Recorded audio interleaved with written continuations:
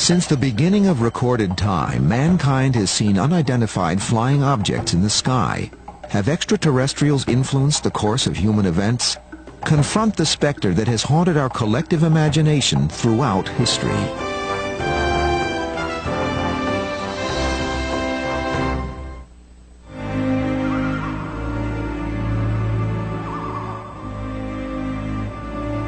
For thousands of years, we have gazed in awe at the night sky. In watching their slow yet relentless movement across the heavens, people discovered that the changing pattern of the stars precisely matched the ebb and flow of seasons. This allowed for the development of the calendar and the rise of agriculture. But some objects in the sky followed neither pattern nor orderly path, seeming to defy the natural laws that bind all things. These unidentified flying objects, or UFOs, challenged human understanding, provoking a quest that continues to this day.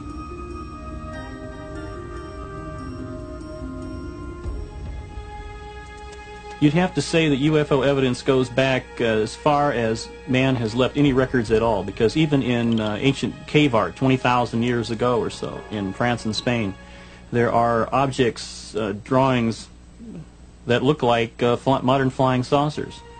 So you'd have to go back that far if you wanted to start some point in time when the first UFO report was recorded. Forever frozen in silence and in stone, these provocative drawings raise questions which are debated to this day. For some, these shapes represent gods or ancestral spirits. But for others, they are ancient depictions of spacecraft, ancient aliens.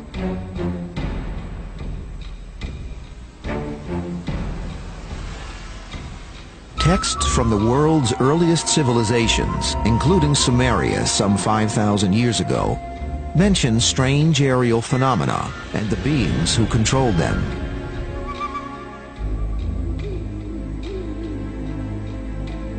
There are ancient records in which people describe different kinds of flying objects which they have seen. In some cases, the people were describing what they understood to be flying vehicles piloted by various categories of living beings. There are written accounts which describe this in great detail.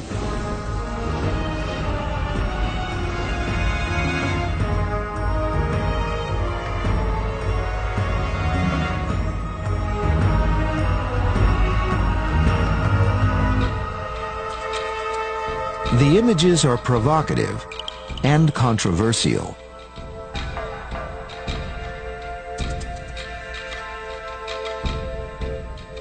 A lot relates to how you interpret the signs that we see. Is a sketch on the wall an alien in a space helmet? Is it a diving helmet? Or is it just a decorative piece of work from a science fiction writer of several thousand years ago? So the further back you go, the harder it is to interpret. Despite increasing public support for the notion that UFOs may have been visiting the Earth since the dawn of history, the scientific community is overwhelmingly skeptical about the subject. Ancient people saw weird things in the sky, and they were convinced that these were symbols of God's intentions. Their lives were controlled by the gods. And in every case that I am aware of, there is an alternate explanation. It could have been a meteor, which they didn't understand. It could have been some ball lightning. It could have been any kind of thing that was just totally unknown to primitive man, and so they always interpret these things in terms of supernatural. Despite scientific skepticism, the annals of human affairs contain many curious examples of strange objects seen in the sky. One of the earliest written records of an encounter with a UFO comes from Egypt, more than 3,500 years ago.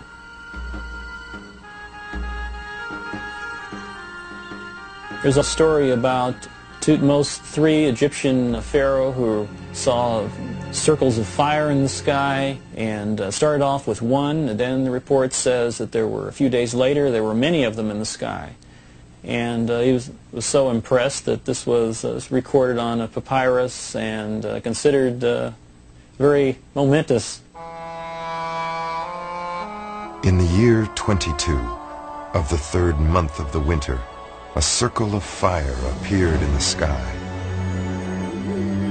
After some days, it became more numerous and shone with the brightness of the sun, extending to the very limits of the heavens. The records of Pharaoh Thutmose, 1480 BCE. Centuries later, during his invasion of Asia, the mighty Greek leader Alexander the Great is chronicled as having witnessed UFOs. While crossing a river in 329 BC, Alexander and his men observe what are described as gleaming silver shields in the sky. The objects repeatedly swoop down on the column of soldiers, scattering men and horses in panic.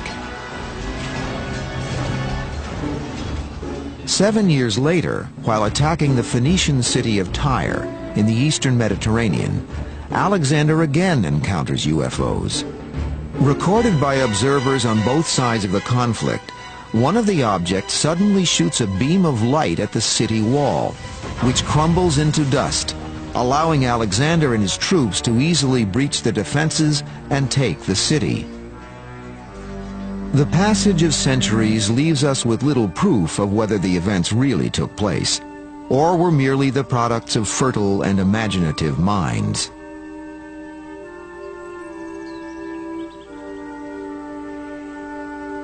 Remember, the working hypothesis for historians for hundreds of years has always been that mankind is alone, that there are no intruders from outer space, that there were no advanced civilizations, that our civilization, and each generation thinks this, is at the peak. We're it. Well, unless you throw out those assumptions, there's no way you're going to get at the truth of these old accounts. Many of the accounts are mystifying indeed. Medieval Europe was the scene of a mysterious incident in 1463 when a strange slab-like object reportedly appeared in the sky. Surrounded by flames and a bright light, it glided eerily above the landscape. This drawing was made by Hermann Schaden, a witness to the event. A century later, another witness recorded this unearthly occurrence above the skies of Nuremberg, Germany. On the morning of April 14, 1561, huge round cylinders were said to have appeared above the city.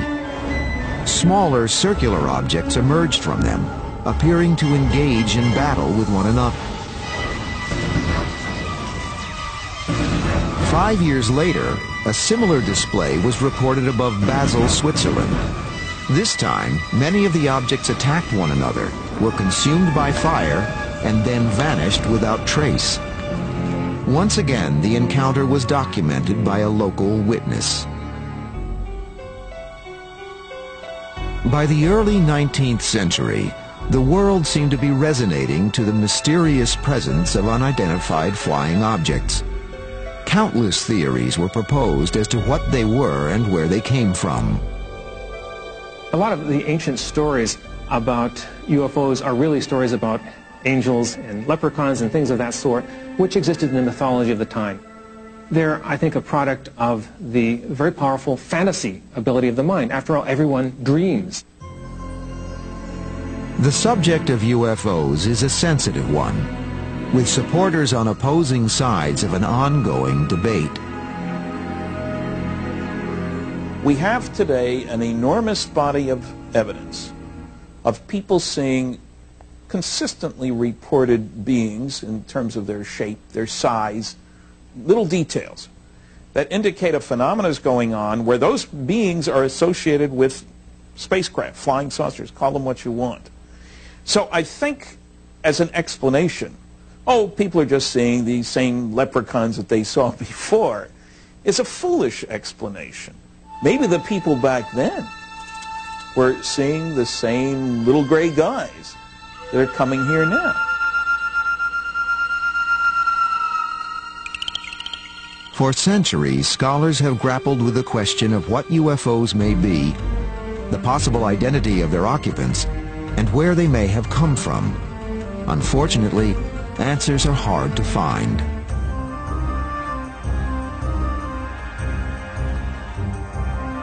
When we return, we look to an unlikely source for the answers. Some of the earliest accounts of UFOs ever recorded may be contained within the pages of the Holy Bible.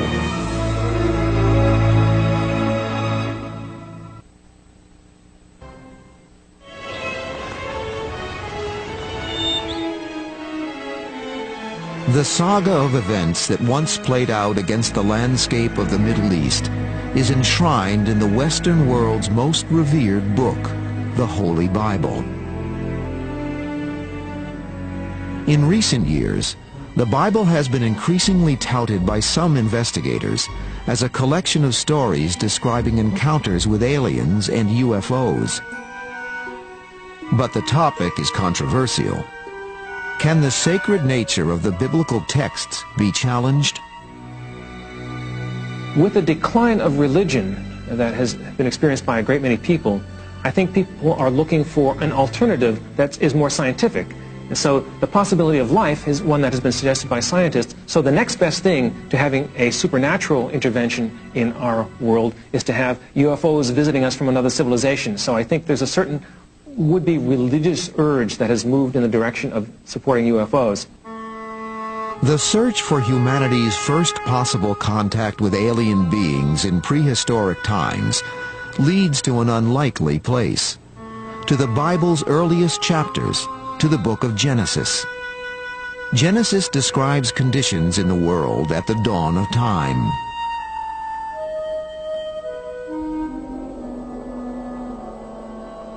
There were giants in the earth in those days, and also after that, when the sons of God came in unto the daughters of men, and they bore children to them. Genesis 6:4.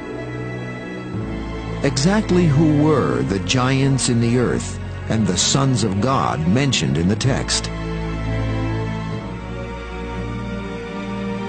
While most English Bibles use the word giants, the original Hebrew word is Nephilim.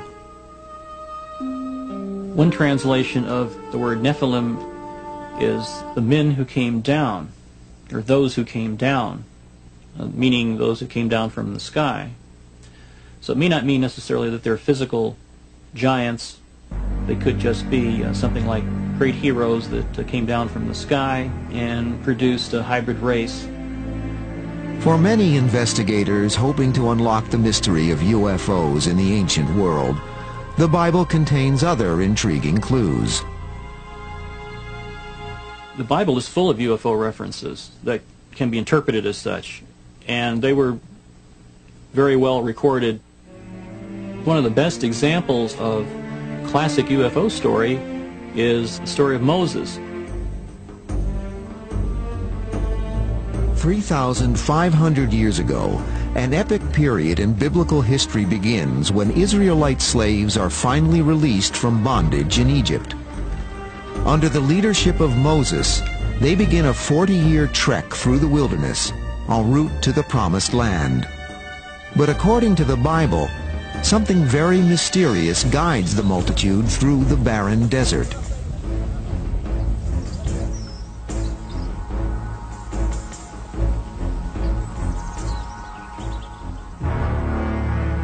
The Lord went before them by day in a pillar of cloud to lead the way, and by night in a pillar of fire to give them light. Exodus 14:21.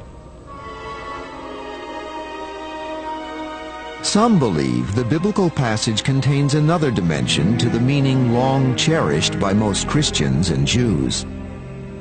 Some people interpret the pillar of smoke and the pillar of fire that Moses followed through the wilderness as being similar to a cigar-shaped UFO. It expresses a theme of an extraterrestrial intelligence. some sort of advanced form of life and intelligence that's guiding man, something that's higher than man. Some of the most intriguing biblical passages concern Mount Sinai and the handing down of the Ten Commandments.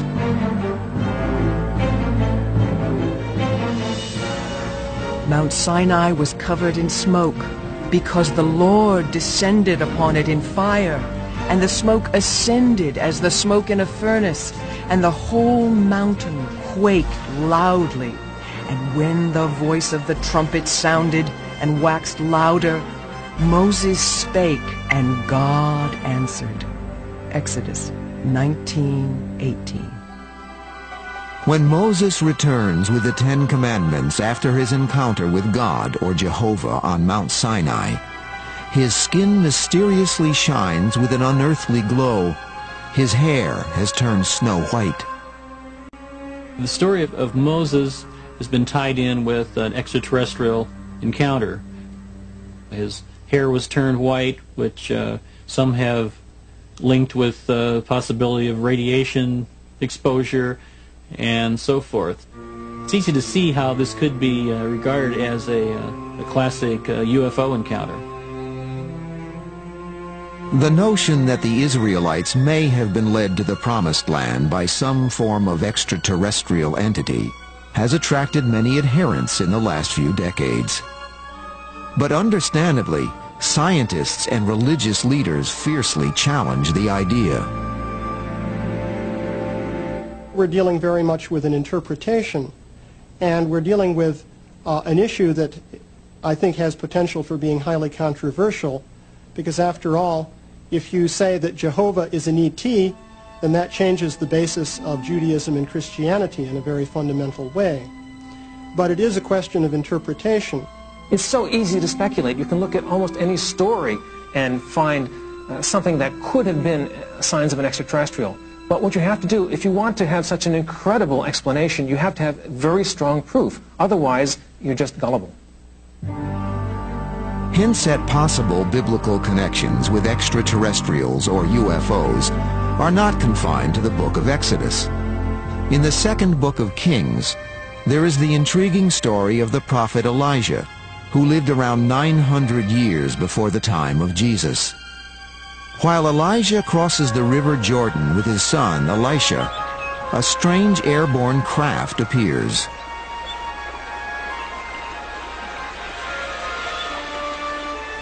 And it came to pass as they went on and talked that, behold, there appeared a chariot of fire and horses of fire, and parted them both asunder. And Elijah went up by a whirlwind unto heaven. And Elisha saw it and cried, and saw his father no more. 2 Kings 2:11. In all ancient cultures, you will have descriptions of flying chariots of different kinds. For example, a chariot drawn by horses that flies through the sky and so on. In many cases, people today will interpret these as UFOs, that is, some kind of vehicle that flies under its own power. Just over 3 centuries after Elijah's ascent into heaven in a chariot of fire, another strange incident occurs.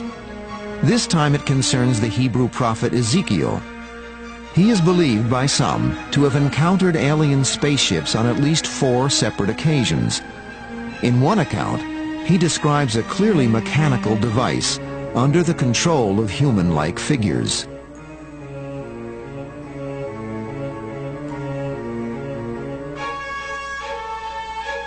I saw 4 wheels, one wheel beside each cherub.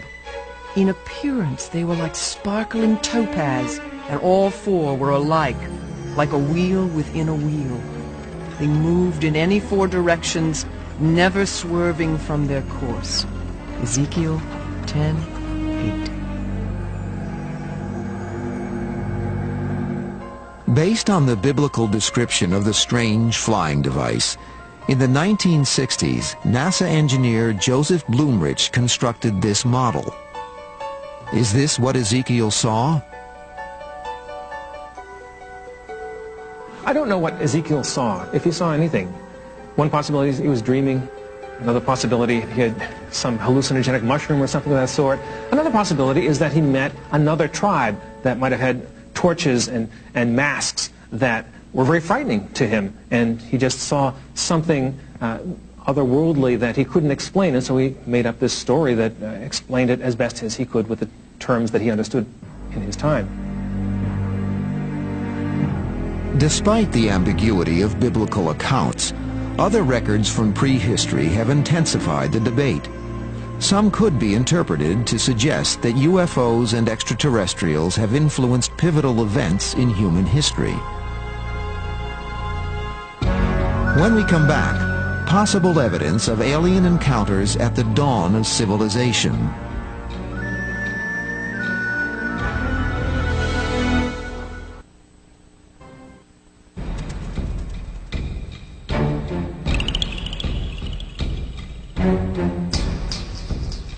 Artifacts discovered throughout the Near East speak of a time when humanity's ancestors came to Earth from the heavens. Hundreds of clay tablets and cylinder seals depict human-like beings with wings, linking them with the sky, and always conspicuous, the stars.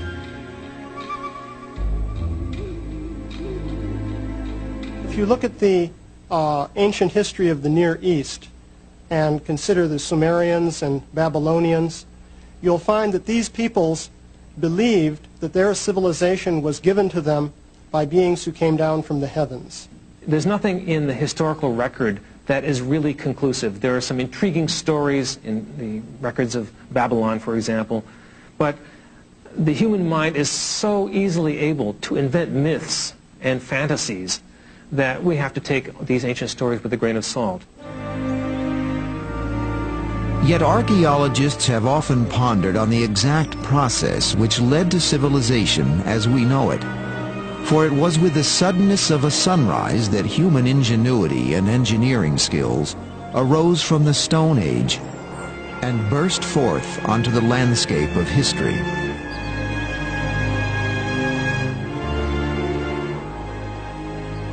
The Sphinx and the Great Pyramid at Giza are two of the greatest enigmas of all time. The exact dates of their construction are still cause for debate.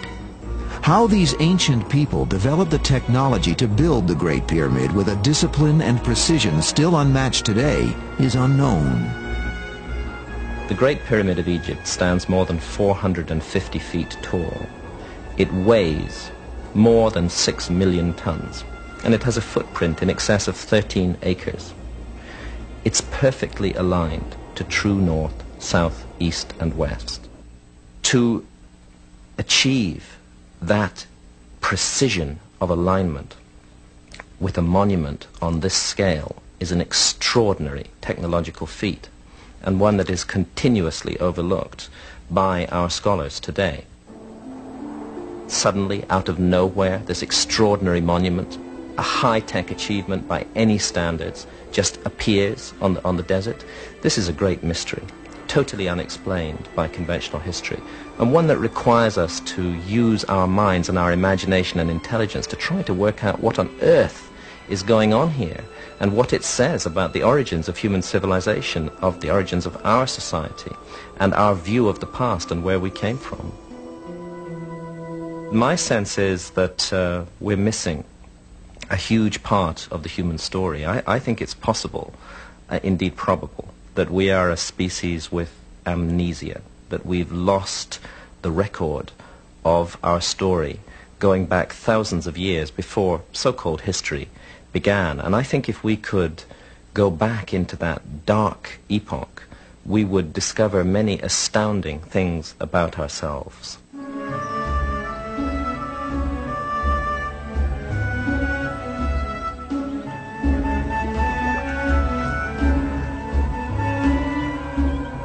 Egypt and the Near East are not the only regions where ancient ruins taunt the mind with the riddle of how they came into being. There are many such places. This is one of them, the great ceremonial center known as Tiahuanaco in Bolivia. Not as old or as imposing as the pyramids of Egypt, What makes this site so unusual is its unique location. Some believe that it too could not have been built without intervention from a superior source.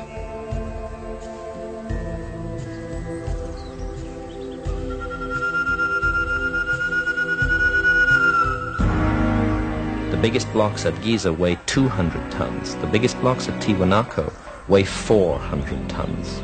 400-ton blocks of stone used to create enormous constructions, 12,500 feet above sea level, in an area where it's almost not possible to grow any food today. The altitude is so high that the crops come out of the ground stunted. And yet again, we're asked to believe that this was done with massive labor forces hauling on ropes, pulling these blocks along. It defies belief to imagine that this was how it was done. You could not support ever a large labor force at that altitude. Whether we like it or not, we're looking at the evidence of a technology, and one that we don't understand. Like the Giza site, the site of Tiwanaku also incorporates extremely precise astronomical alignments.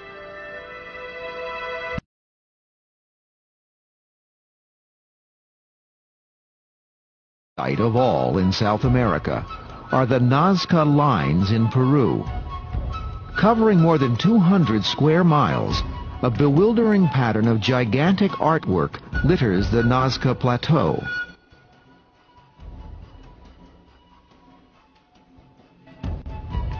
In addition to figures of birds, spiders, and animals, arrow-straight lines stretch out to every point of the compass. Believed to have been laid down here more than 2,000 years ago, they are observable only from a great height.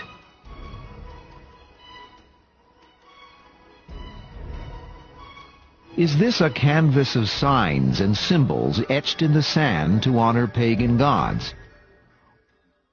Or, as some people believe, do they contain hidden messages aimed at ancient travelers from the stars?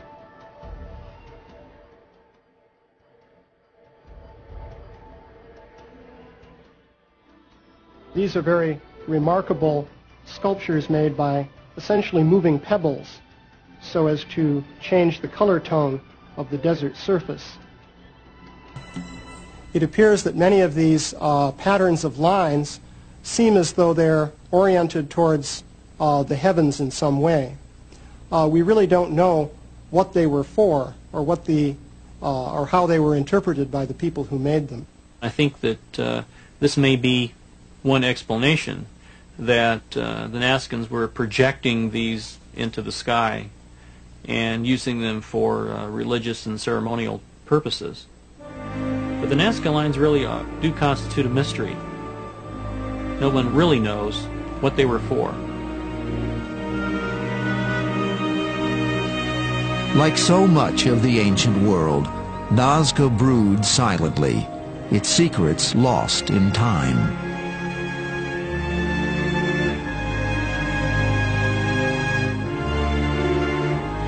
When we return, thousands of miles away on the other side of the planet, evidence that UFOs may have visited Asia in a far-gone era.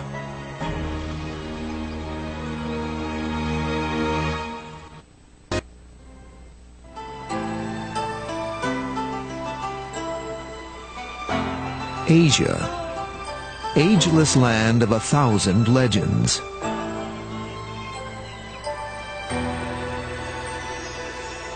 It is also a continent of intriguing riddles.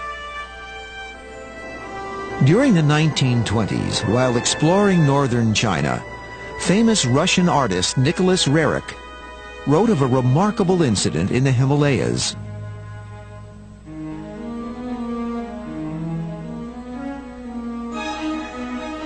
On August 5th, we were in our camp, and at about 9:30, some of our caravanners noticed a huge shining oval shape flying high overhead. It came from the north at great speed, crossing our camp before disappearing into the clear blue sky. It had a bright, luminous surface, brilliant in the sun. Nicholas Roerich, Travel Diary, 1926.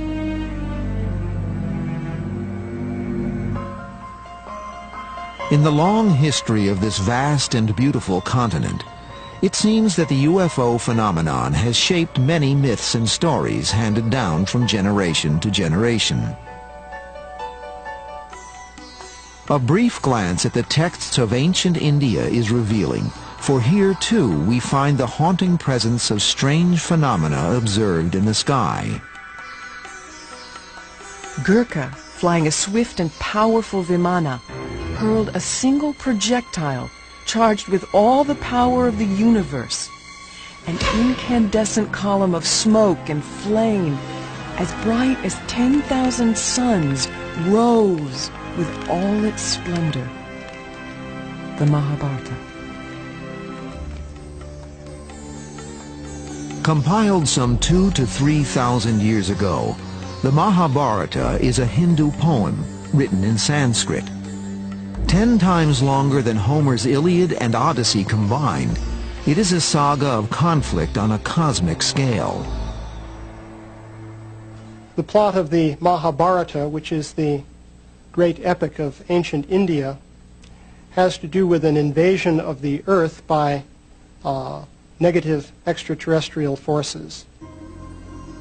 Basically, the idea was that governments of the Earth were taken over by beings coming from other planets who had the desire to control and exploit the situation for their own personal benefit. The story goes on to describe how godly forces intervened, and finally there was a great battle here on the Earth in which the issue was resolved and the negative forces were repelled. Another epic poem, the Ramayana, was written more than 2,000 years ago. It too tells of conflict and conflagration in India's distant past. The Vimana was a weapon so powerful that it could destroy the earth in an instant. It made a great soaring sound in smoke and flames, and on it sits death, the Ramayana. Prominently featured in all these stories are strange flying devices referred to as Vimanas. Could they have been UFOs?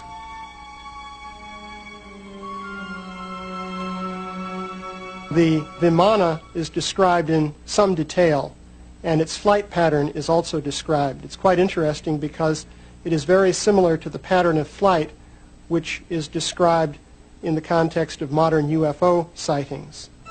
For example, the Vimana would move in a very abrupt zigzag fashion. It would sometimes disappear from sight.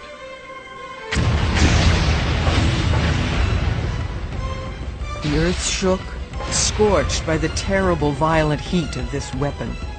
Elephants burst into flame and ran to and fro in frenzy. Over a vast area, other animals crumpled to the ground and died. From all directions, the arrows of flame rained continuously and fiercely from the Vimanas. The Mahabharata.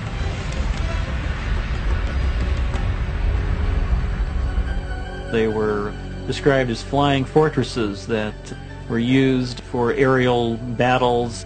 They also attacked people on the ground. They sent out missiles, according to these translations, interpretations. Sort of like a modern UFO report, except a war was taking place. Could great aerial battles have been possible more than 2,000 years ago? Compelling though the stories may be, the debate continues over whether they were fact or fantasy. I think the ancient Hindu descriptions of flying machines are probably fantasies, sort of like the Buck Rogers myths of flying rocket ships long before they really existed. The easy way out is mythology, old science fiction, if you will. The realistic way is to say that those people were describing things that they didn't understand, but that were real. What we need is an open-minded effort to look at these things from the viewpoint of modern technology, possibly admitting that even we can't do some of the things that are described.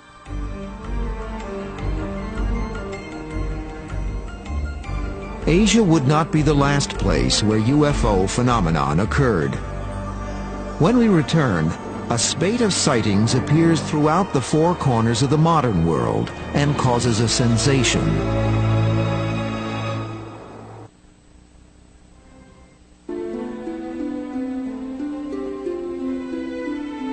While many believe that the Earth has been visited by extraterrestrials in their spacecraft, could this indeed be possible? Reports of strange, unidentified flying objects have continued to trickle in throughout the centuries, echoing incidents in ancient times. By the 1940s, the term flying saucer had entered the vocabulary of a fascinated world. Suddenly, seemingly everywhere, the skies were filled with UFOs of every description. In the ensuing decades, UFOs were witnessed by people from all levels of society. Even astronauts saw them.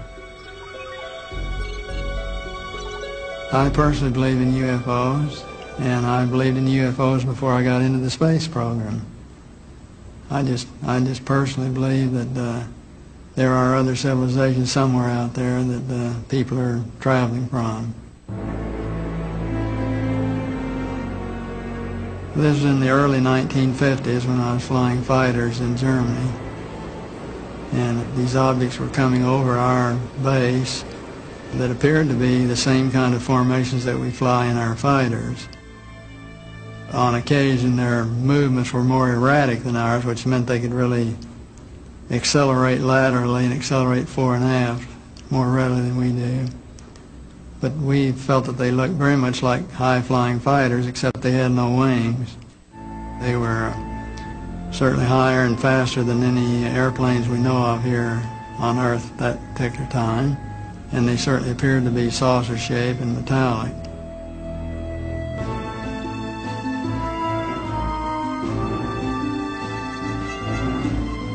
Why are UFOs so seemingly secretive and elusive?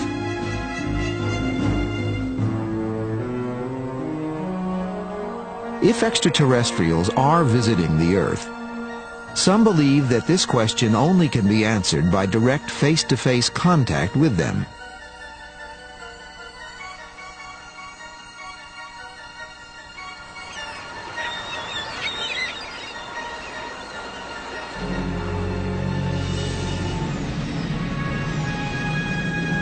In 1977, NASA sent two robotic Voyager spacecraft on an ambitious exploratory tour to Jupiter, Saturn, Uranus, and Neptune, the four giant outer planets.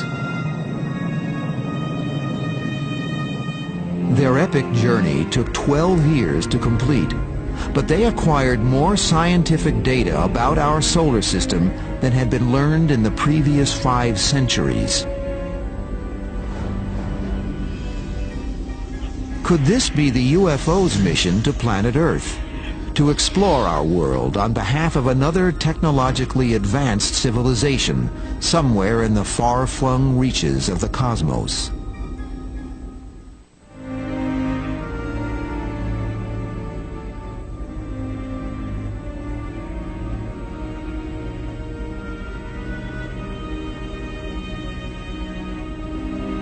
While we now know that the chances of finding intelligent life in our solar system are extremely unlikely, our sun is but one of billions in our galaxy, and the galaxy itself is but one of countless galaxies spread throughout the universe. With these odds, can we be alone? In August 1996, scientists announced that life might have once existed on Mars. Just a few months earlier, the first planet orbiting another sun was confirmed. Though 8 light-years, or a staggering 50 trillion miles from Earth, on the cosmic scale that is literally just down the road from our own backyard. Today we know a lot about the universe, and we know there really is a possibility that there could be life out there, but most of what you hear about it is nonsense, because people accept the most bizarre stories without proof. And there are many stories from all over the world of people seeing strange lights in the sky. Some of them are true. There are strange lights in the sky, but they usually have an explanation. There are all kinds of things going on around us, and the average person doesn't know about this, and they see something weird, and they say, wow, it must be extraterrestrial. So there's a tremendous amount of gullibility all over the world. We live on a planet revolving around a star in the middle of an unknown infinity of space. Isn't it arrogant and stupid to imagine that we're the only life in this enormous universe? If you take our ancient texts seriously, they all tell us that the universe was created as a home for life, that the universe is full of life. I think it's obvious that there are many other intelligent life forms in the universe, and I don't dismiss for a moment the possibility that they have visited Earth, perhaps in the past, perhaps even now. Despite the vast distances and technical difficulties involved in space travel, it is possible that an advanced civilization has visited our small blue planet sometime in its forgotten past. It is also possible that they brought with them a message from the stars that still lies buried beneath these ruins. This summer, best friends became enemies. He hung up on me. That's how mad he is. He laughed at me like it's a joke. Now, with the truckers all in the same room, are Rick and Hugh gonna have it out? It's a clash of the truckers, and it won't be pretty. Ice Road Truckers, On the Edge, concludes Sunday at 9, only on the History Channel.